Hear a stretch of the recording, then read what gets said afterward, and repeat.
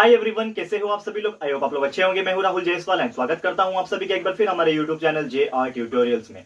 Friends, आज again आपके सामने मोस्ट इंपॉर्टेंट साइंस का लेक्चर वीडियो लेकर आ गया दोस्तों, जिसमें हम पढ़ने वाले हमारे 7th स्टैंडर्ड के लिए साइंस सब्जेक्ट का एक और न्यू चैप्टर, एक और बेहतरीन एंड फ्रेश चैप्टर आपके लिए शुरुआत करने जा रहे हैं दोस्तों, जिस चैप्टर का नाम है chapter number 17 effects of light. तो आज हम इस चैप्टर का लेक्चर नंबर 1 आपके लिए लेकर आ गए हैं, जो कि अगेन एक बहुत ही ज्यादा इंपॉर्टेंट लेक्चर वीडियो होने वाला है। तो फ्रेंड्स, इफेक्ट्स ऑफ लाइट की अगर हम लोग बात करें, बहुत ही साधारण सा चैप्टर है। अगर देखा जाए तो बहुत सिंपल चैप्टर है एंड काफी छोटा भी है, तो 2 लेक्चर में खत्म हो जाएगा। तो आज हम लोग बस बेसिक इंट्रोडक्शन बात करेंगे, छोटा सा लेक्चर ही रहेगा आज का। एंड 17 चैप्टर पे पहुंच गए, बचे हुए 2 से 3 चैप्टर है, तो उसको भी चुटकी बजाते कंप्लीट कर देंगे। यानी कि 7th मैथ्स का तो आपको पूरा पोर्शन कंप्लीट हो ही चुका है। जिन लोगों को नहीं पता है मैं बता दूं दोस्तों, 7th मैथ्स का हमने टोटल 15 के 15 चैप्टर कंप्लीट कर लिए। आप जाके हमारे प्लेलिस्ट सेक्शन को चेक कर सकते हो। एंड 7th का साइंस भी लगभग ऑलमोस्ट देखा जाए तो 17 चैप्टर पहुंच चुके हैं, तो जल्दी खत्म हो जाएगा पूरा 7th का सिलेबस। बस आपको हमारे वीडियोस रेगुलरली देखने हैं, प्यार देना है और अच्छे से पढ़ाई करनी है।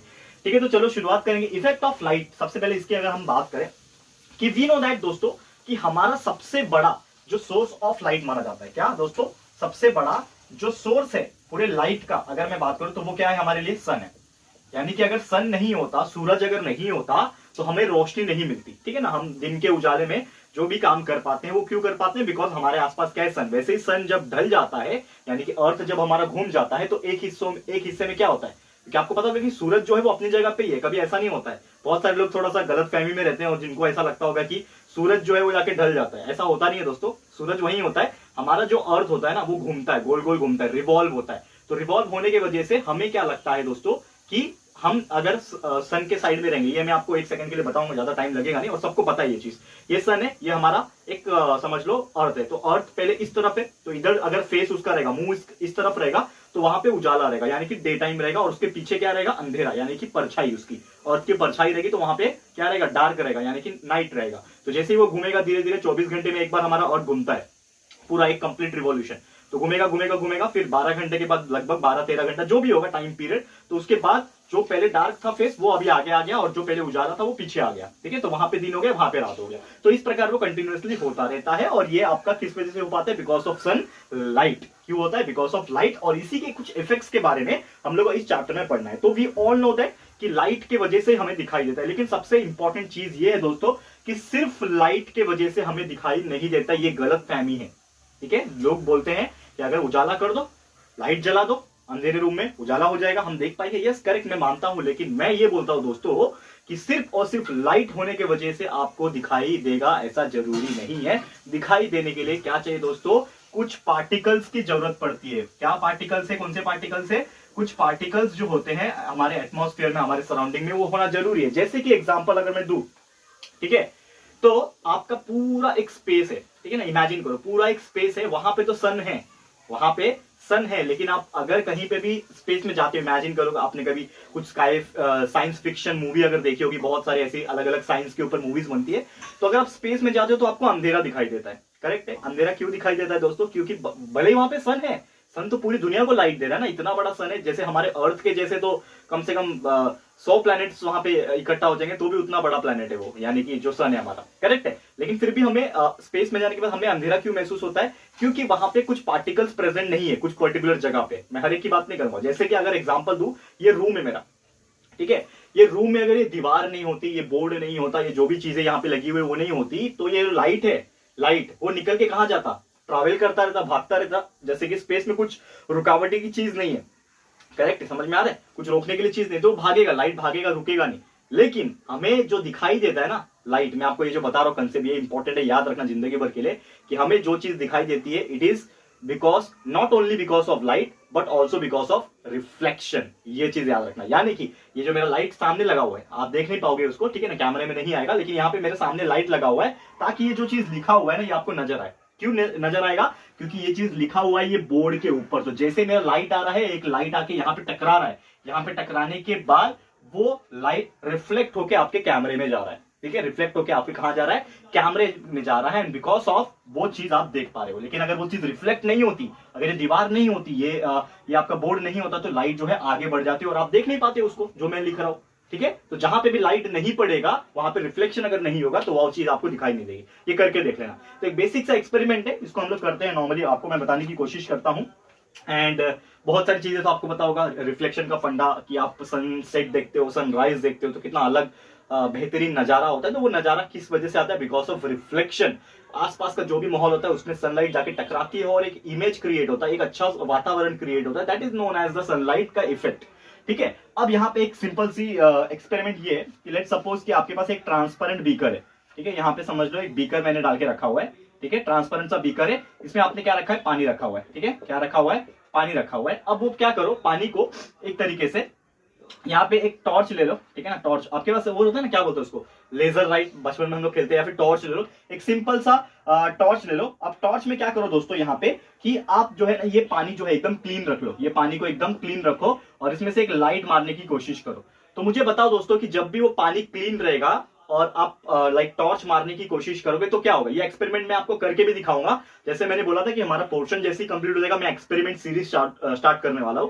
तो आप लोगों के लिए बहुत ही बेहतरीन बेहतरीन चीज आएगा। बहुत सारे लोग व्लॉगिंग का भी डिमांड कर रहे थे, तो व्लॉग चैनल भी फ्यूचर में खोलने वाला हूं, तो वो भी आपको मजा आएगा करने में। लेकिन जैसे एक बार सिलेबस कंप्लीट कर दूं फिर वो सब चीज आगे हम लोग करेंगे। बहुत ही मजेदार आपको आगे चीज मिलने वाला है। पढ़ाई की चीज तो अपने जगह पे रहेगी, ये कहीं नहीं जाने वाली, ये तो चैनल पे रहेगी, लेकिन इसके अलावा भी बहुत सारी चीजें आपको मिलेगी। करेक्ट है। तो जैसे मैंने बोला कि आपने क्या किया, एक टॉर्च से, समझ लो ये टॉर्च था, टॉर्च से आपने क्या किया, लाइट मारने की कोशिश की। तो यहां पे होगा क्या कि जैसे ही अगर वो वाटर होगा, वाटर एकदम क्लीन होगा, तो ये जो टॉर्च होगा वो क्या हो जाएगा, सिंपली जो है वो आगे बढ़ जाएगा, यानी कि एक तरीके से रिफ्लेक्ट होके यहाँ पे आगे बढ़ जाएगा। ठीक है, तो ये आपको समझने वाली कोशिश मैंने यहाँ पे बताई। लेकिन वही चीज मैं क्या करता हूं, एक तरीके से यहाँ पे कुछ पार्टिकल्स डाल देता हूं, या फिर इन शॉर्ट में बात करूं कि ये पानी के अंदर मैं दूध डाल देता हूं, मिल्क डाल देता हूं।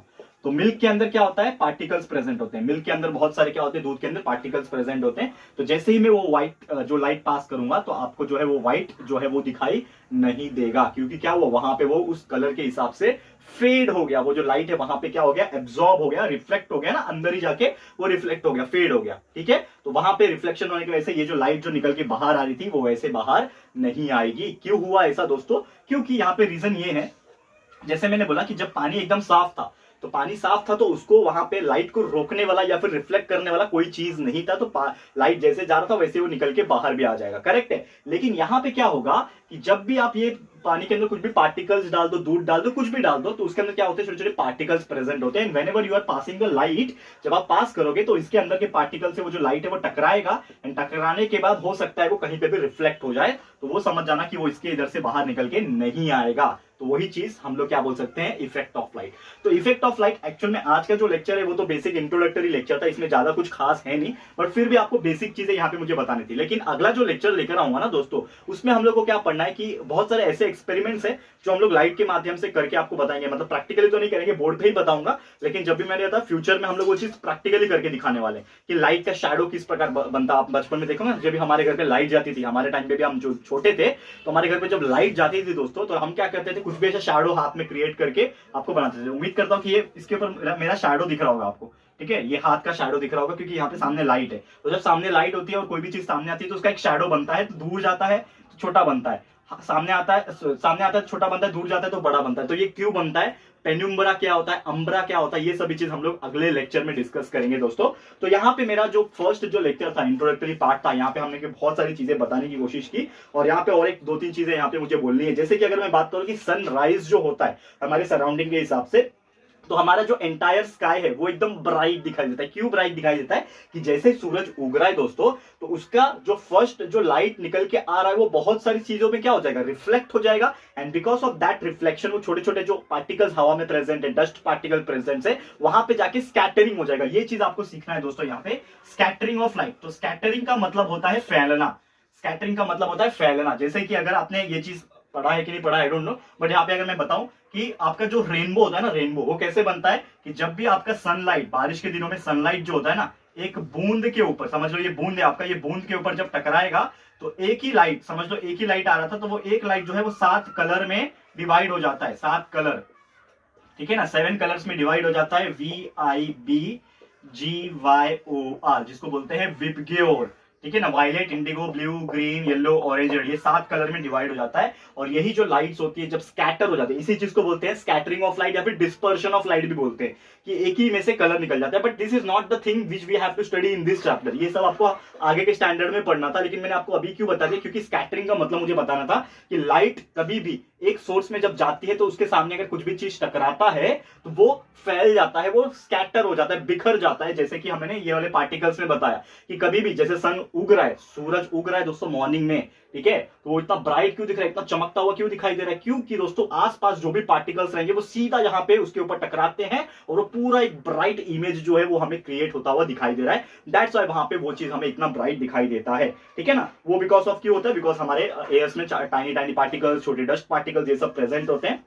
और यही जो फिनोमिनन होता है ना दोस्तों, इसी चीज को हम लोग क्या बोलते हैं, स्कैटरिंग बोलते हैं, स्कैटरिंग ऑफ लाइट। क्या बोलते हैं, स्कैटरिंग ऑफ लाइट। ये फिनोमिनन आपको याद रखना है, ये एग्जाम में क्वेश्चंस वगैरह भी पूछते हैं कभी कभार कि स्कैटरिंग ऑफ लाइट क्या होता है, ठीक है। एंड बहुत सारे आपको एक्सपेरिमेंट्स देखने मिल जाएंगे स्कैटरिंग ऑफ लाइट के। आप एक बीकर ले लो, एक्टिविटीज बहुत सारे दोस्तों अगर देखा जाए तो मैं सब एक्टिविटीज नहीं बताऊंगा, लेकिन फिर भी यहाँ पे मैं आपको मुंह से बोलने की कोशिश कर रहा हूँ कि आपको क्या करना है कि समझ लो एक बीकर ले लेना है आपको, ठीक है, और एक लैंप ले लेना है बीकर के सामने और उसका मुंह जो है बंद कर देना है, कोई भी ब्लैक कपड़े से या फिर ब्लैक पेपर से बंद कर दो। बाद में उसके ऊपर एक छोटा सा होल गिरा दो, तो जो लैंप जलेगा उसमें से सिर्फ होल में से लाइट आएगा, तो एक पतला सा लाइट आपको जाता हुआ दिखाई देगा, लगभग 2 मिलीमीटर का। बाद में आपको क्या करना है, एक बल्ब जला देना, उसको ऑब्जर्व करना है, और साथ में आपको वो बीकर के अंदर ना कुछ मिल्क के टुकड़े डाल देने, टुकड़े मतलब मिल्क के ड्रॉप्स डाल देने, सो दैट वहां पे क्या हो जाएगा, वो जो लाइट है वो स्कैटर होता हुआ दिखाई देगा, ठीक है ना। तो आपको वो चीज जो है वो अलग अलग कलर्स में दिखाई देंगे, जैसा मैंने आपको ये चीज बताया। तो उसी प्रकार का एक्सपेरिमेंट है, ज्यादा कुछ डिटेल में दिया नहीं है आपको,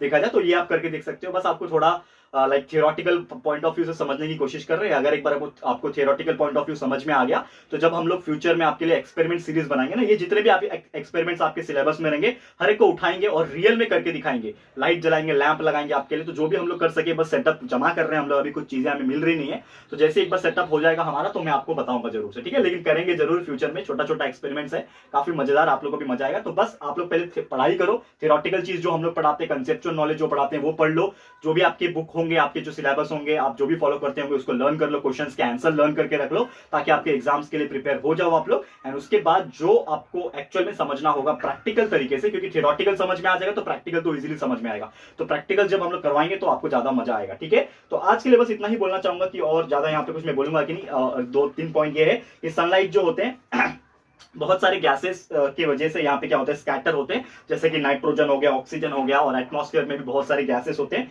उसके वजह से स्कैटर होते हैं। और जो ब्लू कलर का जो लाइट होता है ना, जैसे मैंने आपको बोला कि हमारे सनलाइट में बहुत सारे कलर होते हैं, लगभग 7 कलर होते हैं, तो जो ये ब्लू वाला जो लाइट होता है, ठीक है, तो ये जो ब्लू लाइट होता है सनलाइट का, ये सबसे ज्यादा स्कैटर होता है, और इसके लिए जो स्काई हमारा जो है वो ब्लू दिखाई देता है। ये सबसे बड़ा रीजन है कि लोग बोलते हैं ना आसमान नीला दिखाई देता है, तो नीला इसलिए दिखाई देता है, ऐसा कोई कलर होता नहीं है दोस्तों, आसमान का कलर नीला नहीं होता है। आप बोलोगे ना कि यार आसमान नीला दिखाई दे रहा है, कभी कभी आसमान आपको लाल भी दिखाई देता है, कभी कभी ऑरेंज दिखाई देता है, स्काई इज पिंक, आपने सुना होगा, एक मूवी का नाम है स्काई इज पिंक। कभी कभी आसमान जो है गुलाबी दिखाई देता है। तो ये क्यों होता है, बिकॉज जो कलर होते हैं वो एक ही आता है, सनलाइट का जो कलर है व्हाइट लाइट ही आता है, सन का जो कलर है ना लाइट का, जो रोशनी आती है वो सफेद लाइट होती है, लेकिन वो सफेद लाइट के अंदर जैसे 7 कलर छुपे होते हैं विबग्योर नाम का, violet, indigo, blue, green, orange, yellow, orange, red.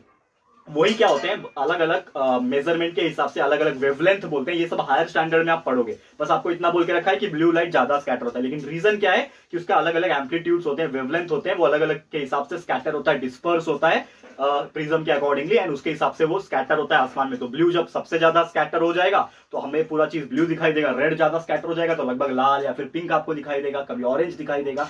तो इस तरह से आपको ये सब चीज दिखाई देता है, और एक लेयर जैसा हमको दिखाई देता है। और सनसेट के टाइम क्या होता है कि जो लाइट होती है ना वो रीच होती है, travel at a greater distance to atmosphere, हमारे एटमॉस्फेयर के दूर जाके कहीं पे दिखाई देती है, and due to the greater distance there is more scattering of the blue colour, ठीक है ना। ब्लू कलर का इसके लिए सबसे ज्यादा यहाँ पे स्कैटर होता है, और इसीलिए लगभग रेड येलो लाइट जो है वो सन का जो है हमें दिखाई देता है, और इसके लिए हमारा थोड़ा सा जो एटमॉस्फेयर होता है, वातावरण जो होता है, थोड़ा लगभग रेड दिखाई देता है। तो ये सब कुछ चीजें हैं जो उम्मीद करता हूँ कि आप लोगों को पता होगा पहले से, एंड बहुत सारी चीजें जो हमने आपको आज बताई है। तो इसी के साथ हमारा ये जो आज का लेक्चर है मैं समाप्त करता हूँ। बहुत ही बेसिक एंड बहुत ही कैजुअल लेक्चर था, मैं बोलूंगा तो बहुत सारी चीजें यहाँ पे डायरेक्टली आपको पता चली होगी, बहुत सारी चीजें यहाँ पे नहीं भी पता होगी तो भी आपको नई चीज पता चली होगी। तो वो चीज आपको याद रखना है, बस आपको ये सब चीज लर्न करके रखना है, क्योंकि हम कितना भी बता रहे जब तक आप लर्न नहीं करोगे तब तक आपको वो चीज समझेगा नहीं, ठीक है। तो आज के लिए लेक्चर इतना ही, जल्द मिलेंगे हमारे अगले लेक्चर में, लेक्चर नंबर 2 में, जिसमें आपको आपको एग्जैक्टली कि अगर कोई भी शैडो कैसे जा रहा है तो उसका पेनिम्ब्रा कैसे बनेगा, अम्ब्रा कैसे बनेगा, ये बहुत इंपॉर्टेंट चीज है। ये पूरे चैप्टर में जो अगले लेक्चर में लेके आऊंगा वो सबसे ज्यादा इंपॉर्टेंट होगा। तो अगला लेक्चर बस जरूर से देखना, जब भी हम लोग लेकर आ जाएंगे जल्द से जल्द कोशिश करेंगे आप लोग के लिए लेक्चर लेकर आने के लिए। तो आज का लेक्चर इतना ही था। तो कैसा लगा है हमारा ये आज का लेक्चर वीडियो, यानी चैप्टर जो हमने शुरुआत की है, कि आपको कैसा लगा है प्लीज हमें कमेंट करके बताइएगा, अपनी राय और सजेशन जरूर से दीजिएगा दोस्तों। और अगर आपको ये वीडियो पसंद आया है, यूजफुल लगा है फ्रेंड्स, तो प्लीज वीडियो को लाइक कीजिएगा, शेयर कीजिएगा, अपने सारे फ्रेंड्स लोगों को फटाफट से शेयर कर देना। एंड अगर आपने अभी तक इस चैनल को सब्सक्राइब नहीं किया है तो फटाफट से हमारे चैनल को भी सब्सक्राइब कर देना, साथ में बेल आइकन को हिट कर देना, ताकि जब भी हम लोग वीडियो लेकर आएंगे आप लोग को नोटिफिकेशन मिलती रहेगी। ठीक है फ्रेंड्स, तो मिलते हैं हमारे अगले वीडियो में। ये वीडियो देखने के लिए thank you and good bye.